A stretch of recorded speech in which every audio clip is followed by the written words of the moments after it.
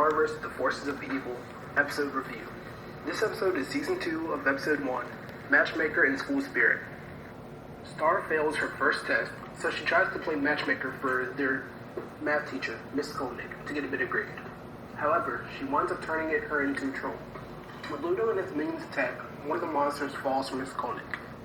So at the start of the episode, Marco just casually admits why he has so many red hoodies. It's because he likes red and he likes hoodies, therefore he got a dozen of them. Marco introducing Alfonso and Ferguson as the coolest kids, and then you see Ferguson talk to a girl with a face painted on his stomach is so funny.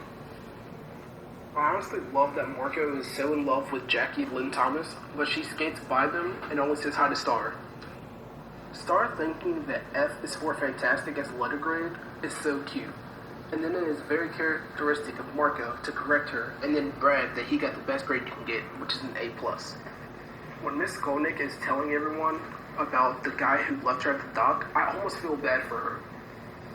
Ludo really thinks that he can steal Star's wand when she is distracted. It is a good plan in theory, but his monsters are never capable of pulling it off.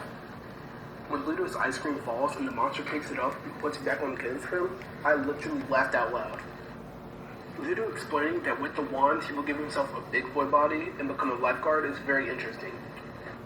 He can do so many things with the wand, but that's what he comes up with. Again, someone mentioned St. Olga's, and it is again accompanied with a scream and lightning. I enjoyed the part where Star calls her mom on the mirror, but instead the mirror calls Tom. It made me want to learn more about who Tom was. Right before the fight, Ludo tries so hard to distract Star, and she ends up falling for the simplest thing. Hey, look over there. Miss Skolnick and the monster fall for each other at first sight, then Star feels the need to set them up together even though she's in the middle of fighting all of Ludo's monsters. Ludo is a terrible leader, but he always blames his monsters when they all fail. I thought Skolnick was going to go off with the monster and live happily ever after, but when she comes back after the monster dumped her, I could not stop myself from laughing.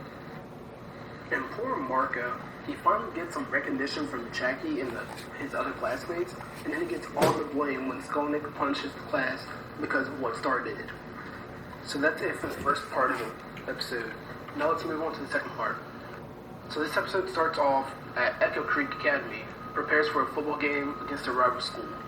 Marco tries to protect Ferguson, who has become the team mascot, from being kidnapped. Star takes the concept of going to battle literally, and Voodoo traps the whole field with bombs, evil kittens, and giant birds. So the episode starts out with the principal talking to the whole school at a pep rally. And honestly, I don't think he should be wearing his varsity jacket from when he attended the school. It is unsurprisingly fitting that Star misinterprets the football game against the school's rival, the Warriors, as a yearly battle.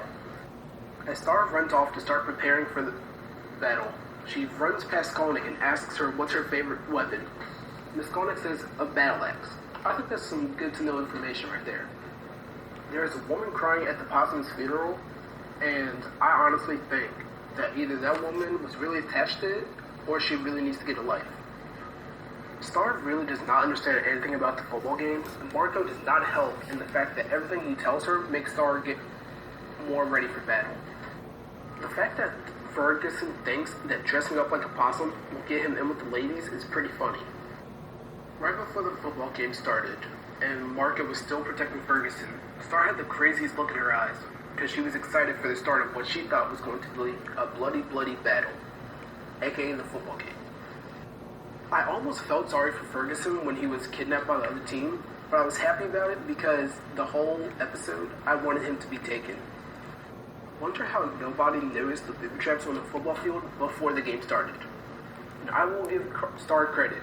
She was ready for the battle with those traps. Ferguson has the best line of the whole episode, when he shouts, stranger danger, and then blows the whistle that Marco had given him earlier in the episode.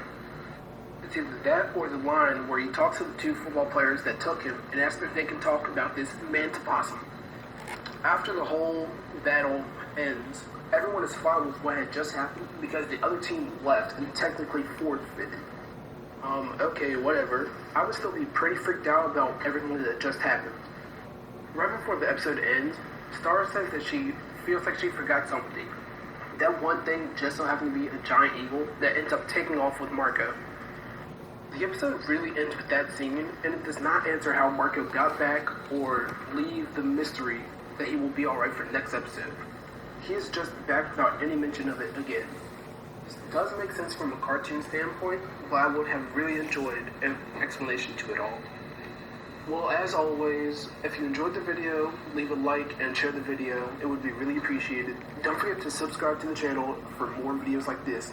See you guys next time. Have a good day.